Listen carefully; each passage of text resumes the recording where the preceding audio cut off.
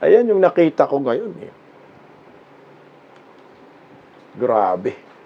Ang tindi ho ng nangyayari ngayon sa ating bansa. Ilang file na po ni Tory ng ganito? Ilang mga Duterte supporters na ba, mga political vloggers, ang pinailan niya ng ganito? Balitaw ng sa radyong Sira, si IDG Chief Brigadier General Nicolas Torre files inciting to sedition complaint versus ex-Army Captain Clemente Dado Enrique at the DOJ. The complaint is stemmed from Enrique anti-government statements online through his YouTube channel, Pinoy Survivor.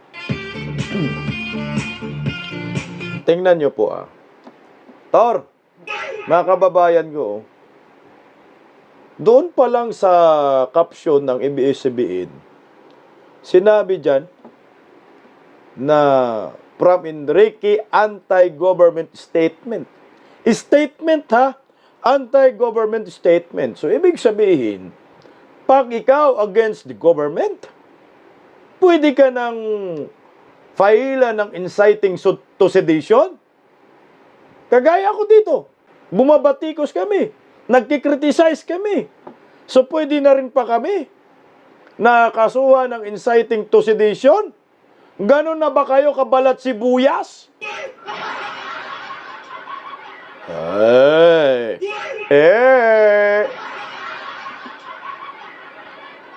Ano to, pananakot? Ilan na ba yung nakasuhan niya ng inciting to sedition? Sedition po to mga kabisdak. Ewan ko kung ano ang magiging resulta dito kasi retired ex-army captain. PMAyer si Dado, di ba? Talagang papalag din yung mga PMAyer na kasama niya. Kasi bakit ganun? Dahil lang sa statement, nag-anti-government, inciting to sedition, bago natin pag-usapan yung legal. No? Nakakatakot po ito. Itong ginagawa ho ngayon kay Dado, na kinasuhan ng inciting to sedition dahil nga yung mga statement ay against the government.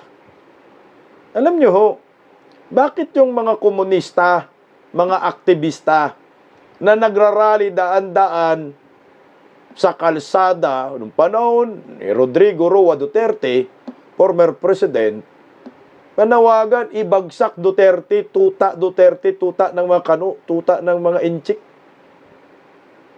Di ba? Duterte, pasista, kung ano-anong mga sinisigaw. Nakasuhan ba sila ng sedition? Yun dapat. Ang pwede mong kasuhan ng sedition. Nanggulo na yun Nanggugulo na. May mga tao na nakasama. Yung nagrally sa Mindiola na daming sugatan na mga kapulisan. Bakit hindi nyo pinailan ng inciting to sedition po yun? Malapit na talaga yun sa Malacanang. Ito yung sinabi nyo, statement, anti-government statement. Pag sinabi mong statement, pasok sa tinatawag na freedom of expression and freedom of speech. Paano mo masasabing sedition? Naghahasik ba siya ng pakikibaka at pakikipagdigma? Laban sa gobyernong ito, nagre-rebuild ba siya? Laban sa Marcos admin, hindi. Nagsasalita siya. That's part of freedom of expression and speech. Statement niya Alam niyo po ba yung sedation? Ako pinipilit ko pong intindihin po yung sedation. Di man ako abogado, kaya sabi ko nga sa inyo, kailangan ko na talaga mag-aral ng abogasiya Yung nagsisearch po ako ng tungkol sa sedation, napakasimple lang intindihin. Ito.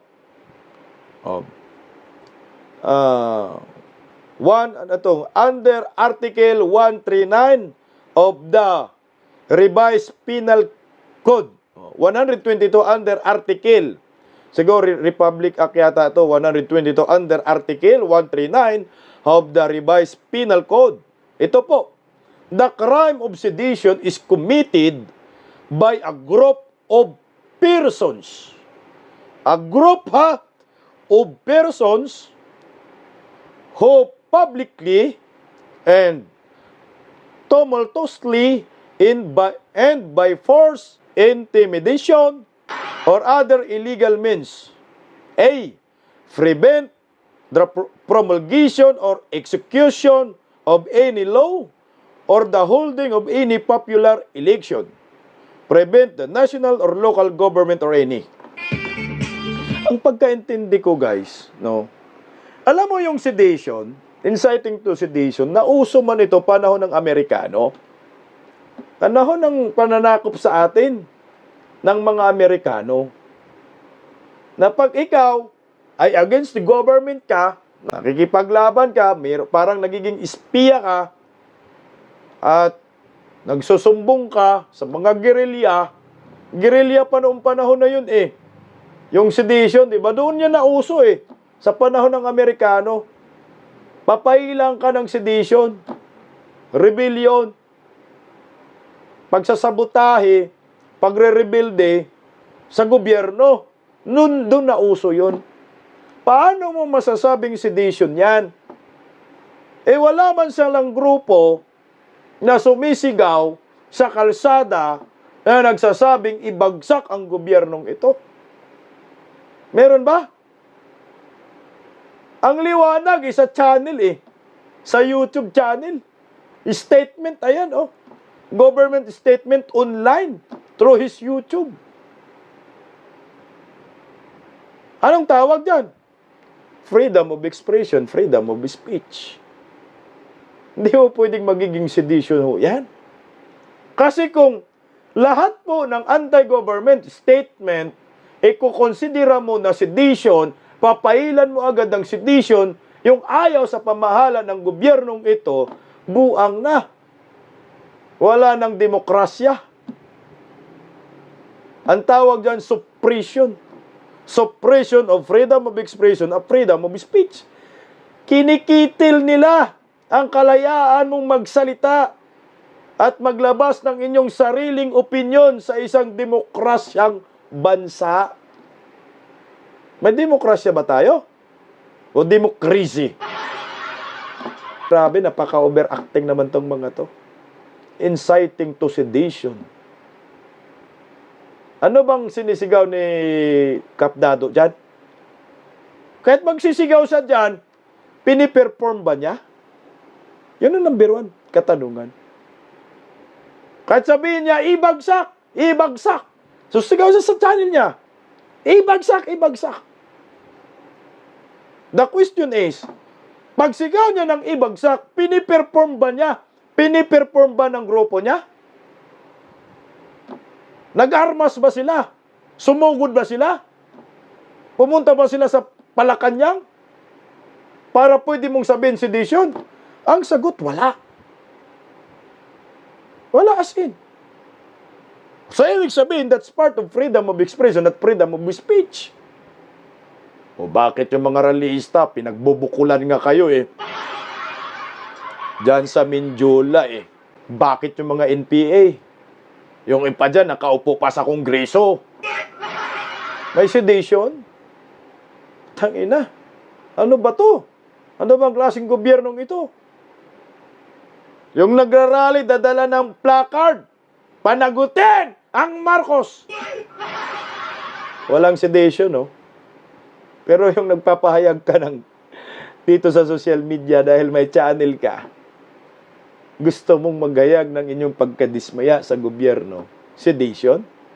So, ibig sabihin, yung ginawa ng Iglesia ni Cristo na sobrang daming nag-attend milyon-milyon, pwede nyo rin pong gawing sedition yon?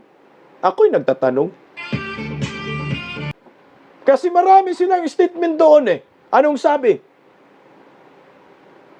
Maraming dumadami ang nagugutom. Mga proyektong hindi natatapos. Mga infrastructure walang nagawa. Oh.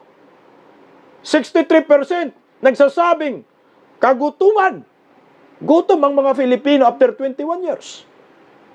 Yung birada ni Kung Marcolita, ano yon? Sedition? Ay, buang na talaga. Ito po, yung bagoong Pilipinas. Sa akin, pananako to ito. Nanggugulo ba ang grupo ni Kapdado? Kasi kung nanggugulo ho, pumunta sa Malacanang, nagsisigaw, naghihikayat, kaya ang ginawa ni Trillanes, talagang sedition, rebellion, pwede ho yun.